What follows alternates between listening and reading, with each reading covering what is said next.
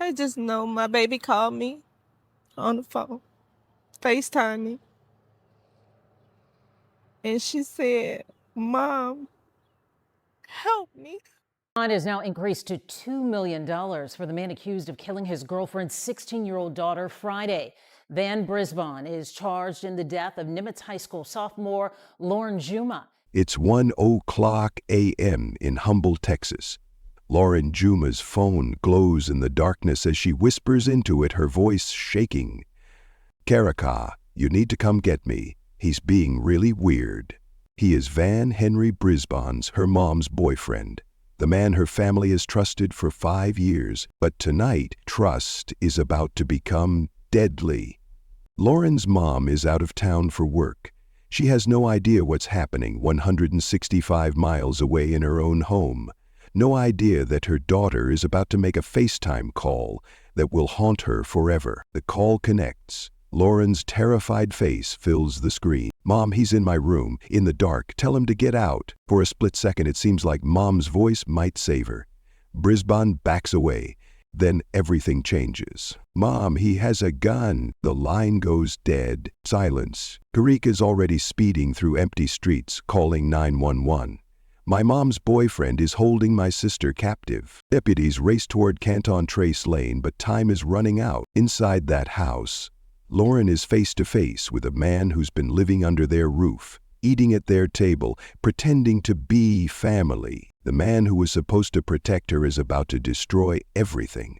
What happens in the next few minutes will shatter a family and expose a truth so twisted, it will leave you questioning everyone you think you know. Because the most dangerous monsters don't break into your home. They already have the keys. Welcome to Shadows of Crime, where we dig into the cases that prove evil doesn't always come from strangers.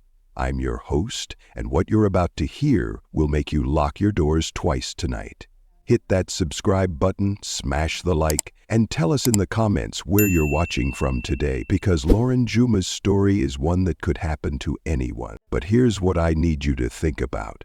When someone you trust starts acting weird, when do you stop making excuses and start running? Because Lauren Juma trusted the wrong person, and it cost her everything. The clock is ticking. The deputies are racing through the night, and inside that house on Canton Trace Lane, a family's worst nightmare is just beginning. Stay with me, because this story gets darker than you can imagine. Let me take you back to when 16-year-old Lauren Juma's world still made sense. She's a sophomore at Nimitz High School, fresh on the cheerleading squad with dreams bigger than Texas itself. While other kids are figuring out what to wear to prom, Lauren's already planning her future. Air Force service or maybe law enforcement. She wants to protect people, serve her country. Her father, Sajjad Juma, describes her as a very wonderful, loving, caring person who loved everybody and everybody loved her. Her sister Karika remembers Lauren differently, as someone who was really beautiful and had a beautiful soul, and just wanted to go out and enjoy life all the time. But here's what makes this story so twisted. Lauren wasn't killed by a stranger. She wasn't grabbed off the street or targeted by some random psychopath. She was murdered by Van Henry Brisbane, a man who'd been part of her family for 5 years. 5 years. Think about that. 5 years of birthday dinners. 5 years of Christmas mornings. 5 years of this man watching Lauren grow from an 11-year-old child into a 16-year-old young woman. 5 years of her mother, Lori Young, believing she'd found someone who genuinely cared about her daughter. The family lived together on Canton Trace Lane in Humble, Lauren, her mom, and Brisbane. It looked perfect from the outside, a blended family that worked. Lauren had multiple siblings, including 19-year-old Karika, 3 other sisters, and a brother. Big family gatherings, normal problems, college applications on the horizon. Brisbane seemed like the ideal stepfather figure. Lauren's family described him as friendly, with no apparent problems. Even his own niece would later say he loved Lauren, and Lauren loved the life out of him. He loved Lauren, and Lauren loved the life out of him. But here's the thing about predators. They're experts at playing the long game. For 5 years, Brisbane had been building trust, establishing himself as the reliable boyfriend, the man who stepped up when Lauren's mom needed support. He was patient. He was careful. He was watching Lauren grow up right in front of him. And on April 29, 2022, Lori Young made a decision that seemed completely normal. She went to Austin for work training. Just a routine business trip, the kind of thing working mothers do all the time. She left her 16-year-old daughter at home with the man she trusted most, the man who'd been living under their roof, who knew Lauren's schedule, who knew exactly when she'd be vulnerable and alone. What Lori didn't know, what none of them knew, was that Brisbane had decades-old criminal charges from Phoenix and Chicago, a past he'd kept buried. A history that might have changed everything if they'd known about it. But they didn't know. They trusted him completely. Lauren was excited about her future. She'd just joined the cheerleading team, following her dreams, making plans. She was hardworking, sweet, full of life.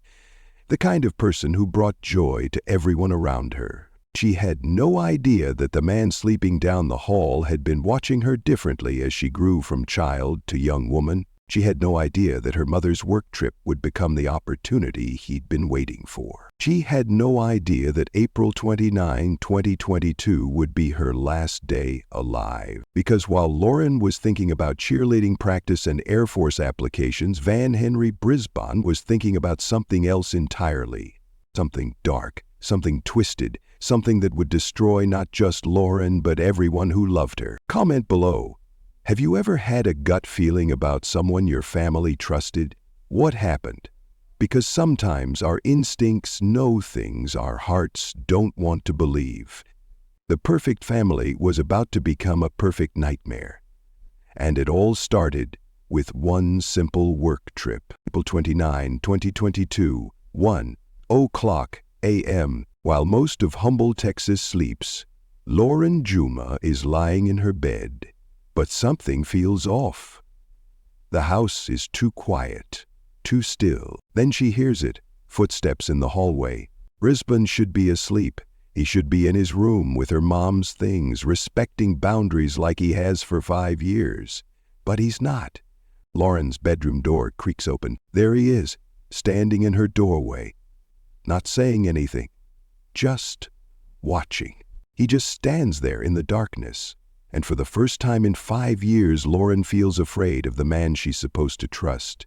Her phone is right there on her nightstand, her lifeline to the outside world. She grabs it and dials the one person who always has her back, her sister Karika. Karika, you need to come get me. What's wrong? Karika asks, immediately alert. Sisters know when something's not right. Is being really weird and wanted me to pick her up. Those words, really weird, would haunt Karika forever. Because weird was Lauren's way of saying she was scared without wanting to sound dramatic. Weird was her code for, something's very wrong, but I don't know how to explain it. Karika doesn't hesitate. I'm coming to get you right now. But Lauren needs more help. She needs her mom. Her fingers shake as she opens FaceTime. 165 miles away, in Austin, Lori Young's phone buzzes.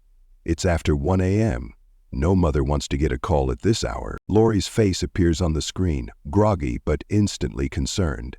And that's when Lori sees him. Van Henry Brisbane, standing inside Lauren's bedroom in the dark at 1 a.m. Mom, he's standing inside my room in the dark, and wanted her mother to tell him to get out. Every maternal instinct Lori has ever had kicks into overdrive. Van, get out of Lauren's room, now. For a moment, it works. Brisbane steps back. Maybe this is just a misunderstanding. Maybe he was checking on Lauren, making sure she was safe. Maybe there's an innocent explanation. But deep down, Lori knows better. Mothers always know. The FaceTime call continues. Lauren's face is still on the screen, but now she looks terrified. Really terrified. That's when Lori sees it. The look in Lauren's eyes changes from fear to pure terror. Mom, he has a gun. The screen goes black. The call ends. Meanwhile, Carica is already in her car, racing through empty streets toward Canton Trace Lane, calling 911. Harris County Sheriff's deputies are speeding through the night, sirens wailing, racing against time. They have no idea what they're about to walk into. Inside the house on Canton Trace Lane, Lauren is face to face with Van Henry Brisbane, the man who ate dinner with her family, the man who watched movies with them on Sunday nights, the man who pretended to care about her dreams. But now she's seeing his real face for the first time, and it's the face of a predator who's been waiting 5 years for this exact moment. Carica pulls up to the house just as the first deputy car arrives, red and blue lights cutting through the darkness. She jumps out of her car, ready to run to her sister. What Lauren didn't know was that Brisbane had been planning this moment for longer than anyone could imagine. The question isn't why he snapped, it's why he waited so long. Harris County deputies screech to a halt outside the house on Canton Trace Lane at exactly 1:05 a.m. But they're too late. The moment their boots hit the pavement, they hear it, Lauren's voice piercing the night air, screaming for help from inside the house. Then comes the sound that will haunt these officers forever. Bang! The gunshot echoes from within the walls. The deputies freeze. In that split second, they know a life has just been taken, but it's not over. The second shot rings out. Carica Harmon stands frozen on the lawn, her hands covering her mouth in horror. She's been there for exactly 3 minutes. 3 minutes of hoping, praying, believing her sister could still be saved. Now she knows the truth. I was there for 3 minutes before I heard 2 gunshots go off, she would later recall, tears streaming down her face.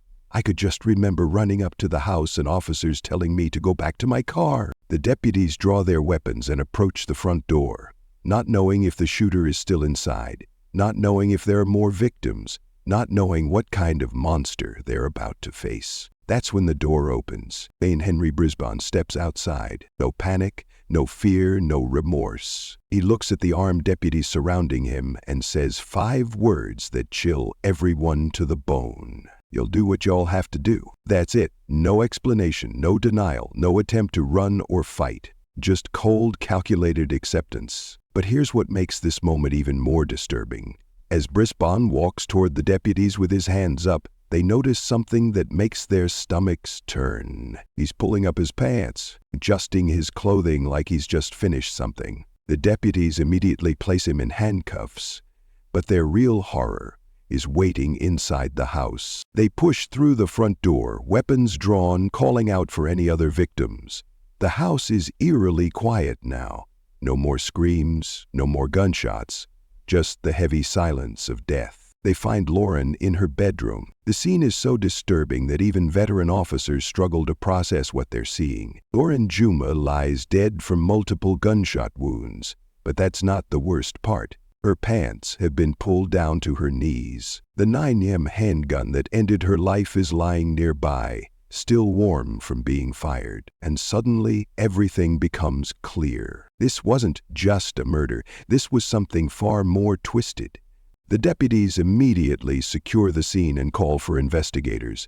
They know they're looking at evidence of sexual assault, evidence that will change everything about this case. Outside, Carica is being comforted by officers, but nothing can comfort her now.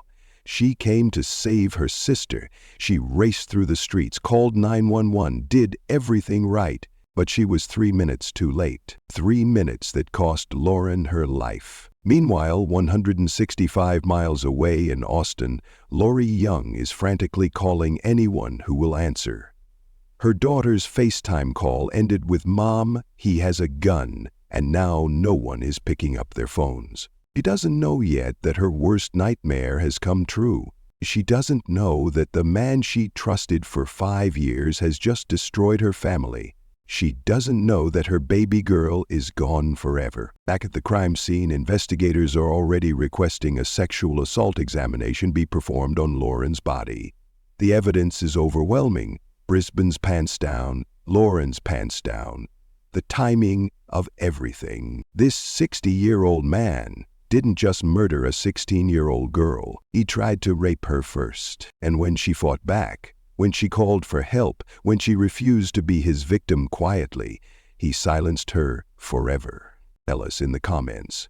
Should there be stricter background checks for people living with minors? Because what you're about to learn about Brisbane's past will shock you. As Brisbane sits in the back of a patrol car showing no emotion, no remorse, investigators are about to discover that this wasn't a crime of passion. This was something he'd been planning for a very long time, and the family who trusted him had no idea they'd been living with a predator. Monday morning, Harris County Courthouse. Van Henry Brisbane shuffles into the courtroom wearing an orange jumpsuit and handcuffs, but he's not the same man Lauren's family thought they knew. The judge had initially set his bond at $1 million, already astronomical for most people. But then prosecutor Edward Applebaum stands up and drops a bombshell that changes everything. Your Honor, we're requesting the bond be doubled to $2 million based on new evidence discovered at the crime scene. Prosecutors said on Friday Juma was found dead with her clothes in disarray. They go on to say that Brisbane was seen pulling up and adjusting his pants while coming out of their home after 2 shots were heard. The judge doesn't hesitate. Bond doubled, $2 million. Asked for $2 million. And judge granted it. And suddenly, this isn't just a murder case anymore. This is capital murder, a charge that carries an automatic sentence of life in prison without parole. But here's the twist that nobody saw coming. While investigators are processing this horrific crime scene, they decide to dig deeper into Brisbane's background. What they find makes everyone's blood run cold. And Henry Brisbane has decades-old criminal charges from Phoenix and Chicago. Decades old, this man has a history, a past that the family never knew about. Criminal charges that might have changed everything if Lori Young had known about them 5 years ago. Think about that. For 5 years, this family welcomed a man with a criminal past into their home.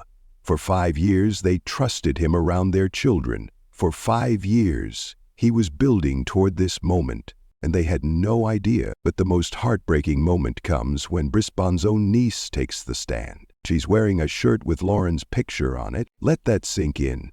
His own family member is honoring the victim, not the perpetrator.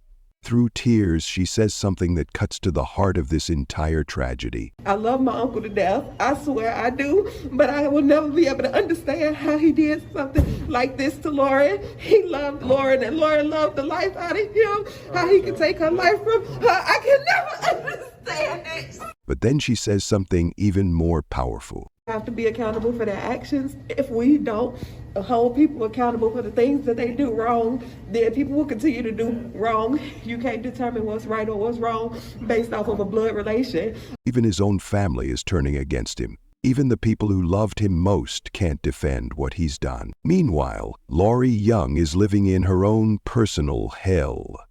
The woman who trusted this man for 5 years, who let him into her home, who believed he treated Lauren like she was his baby, is now facing the most devastating betrayal imaginable. But here's what makes this even more twisted.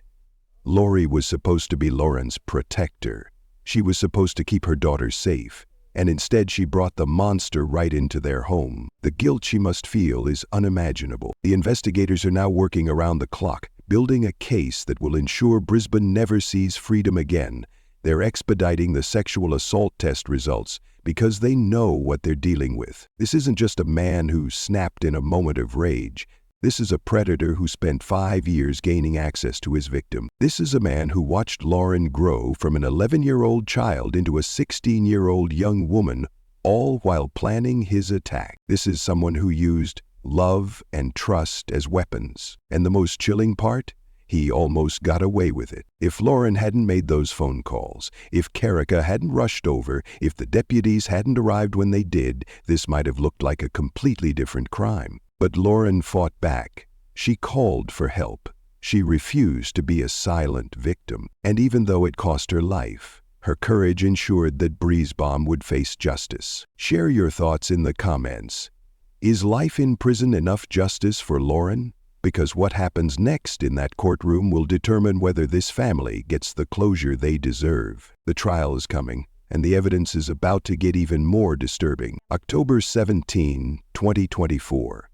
Nearly 2.5 years after Lauren's murder, the Harris County courtroom is packed as Van Henry Brisbane, now 62, faces his final judgment. But this isn't just any trial. This is 9 days of evidence so disturbing that even seasoned prosecutors struggle to present it. Assistant District Attorney Katie Warren stands before the jury, knowing she's about to share something that will haunt them forever. Ladies and gentlemen of the jury, you're about to hear body cam recordings from that night.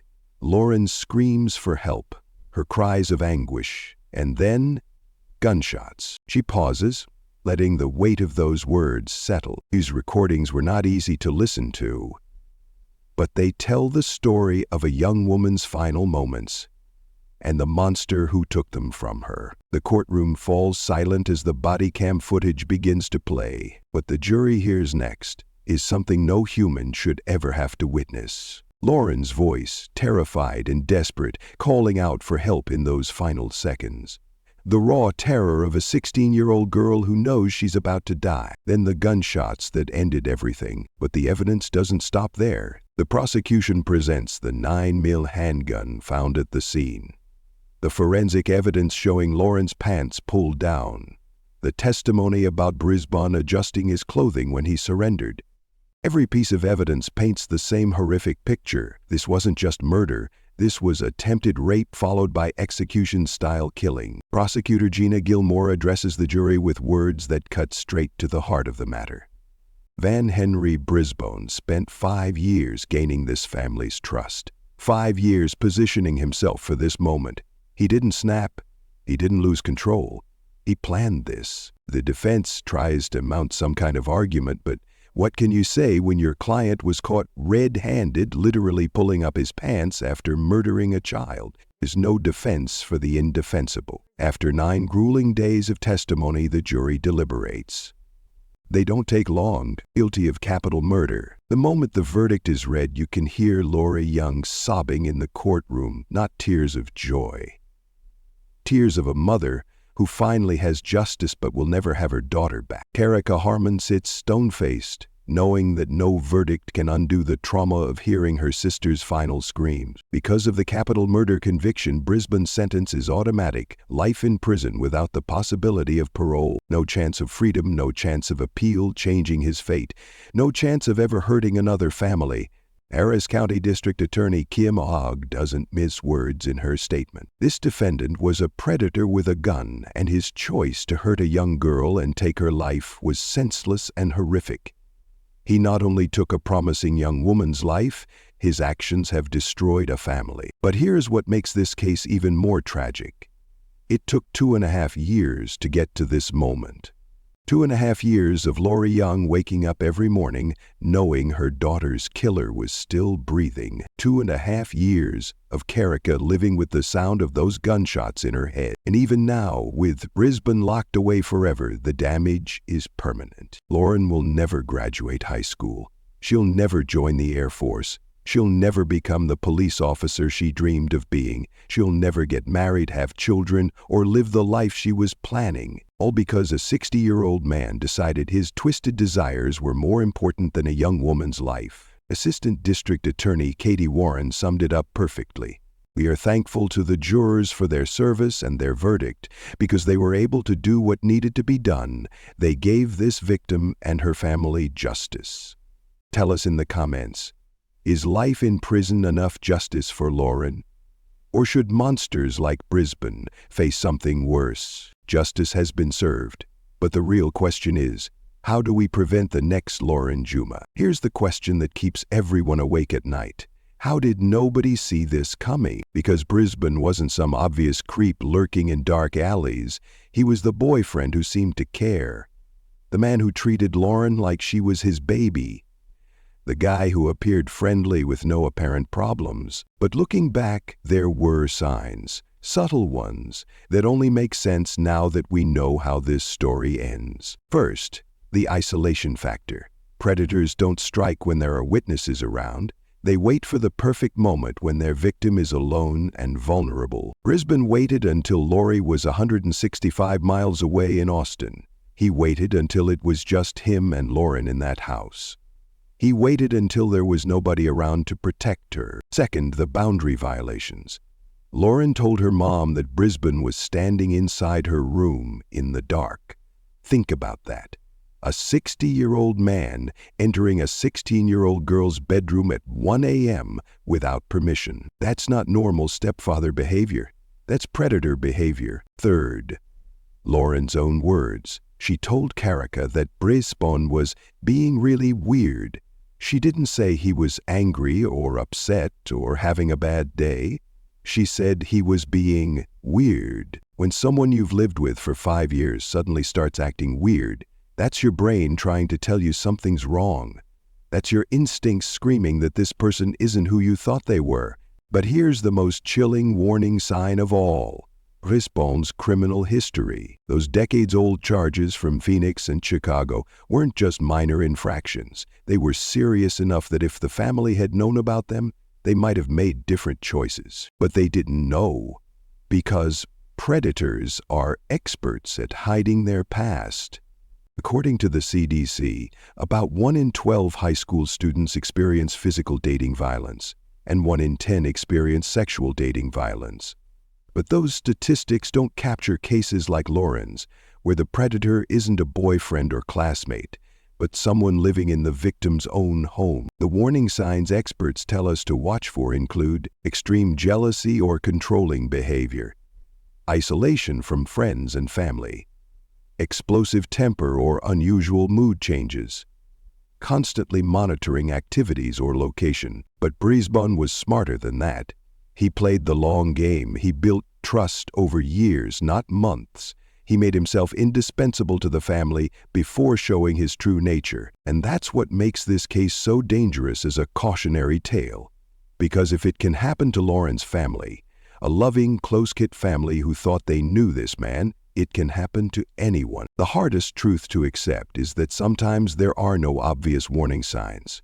Sometimes predators are just that good at pretending to be normal. But there's one warning sign that should never be ignored. When a young person calls for help at 1 a.m. saying someone is acting weird, believe them. Take it seriously. Act immediately. Don't wait to see if the situation improves. Because Lauren Juma called for help, she reached out to the people she trusted most, and they tried to save her. But they were just 3 minutes too late. Lauren Juma should be 18 years old right now. She should be graduating from Nimitz High School in a few months, wearing her cap and gown, walking across that stage with her whole life ahead of her. She should be getting ready for Air Force basic training, or maybe starting her journey toward becoming a police officer, protecting others the way she always dreamed of doing. Instead, her family visits a grave. Her cheerleading uniform hangs in a closet that nobody can bear to clean out. Her Air Force application was never submitted. The dreams she had of serving her country, of making a difference in the world, died with her on April 29, 2022. But here's what Van Henry Brisbane couldn't kill: Lauren's impact on the people who loved her. Her father, Sajjad Juma, still describes her as a very wonderful, loving, caring person who loved everybody and everybody loved her, present tense. Because love doesn't die when someone does. Her sister carries Lauren's memory in everything she does. The sister who raced through the streets trying to save her, who heard those final gunshots, who will never stop wishing she'd been 3 minutes faster. The Nimitz High School cheerleading team dedicated their season to Lauren's memory. Her teammates, who barely got to know her before she was taken, made sure her spirit lived on in every routine, every game, every moment of joy they shared. Even Brisbane's own niece chose to honor Lauren over her blood relative, wearing Lauren's picture on her shirt in that courtroom, choosing justice over family loyalty. But Lauren's most powerful legacy isn't in the people who remember her. It's in the conversations her story has started. Families are having harder conversations about the people they let into their homes. Parents are paying closer attention when their children say someone is acting weird. Communities are demanding better background checks for people who live with minors. Lauren's story has become a warning that could save other lives, and maybe that's how a 16-year-old girl who dreamed of protecting people finally gets to fulfill her mission, not in an Air Force uniform or a police badge, but in the lives saved by the lessons learned from her tragedy. Here's the question that should haunt all of us. If a teenager in your life called you at 1 a.m. saying someone was acting weird, would you drop everything and go to them immediately? Because Lauren Juma did everything right. She called for help, she trusted her family, she fought for her life. The system failed her, but her story doesn't have to fail the next victim.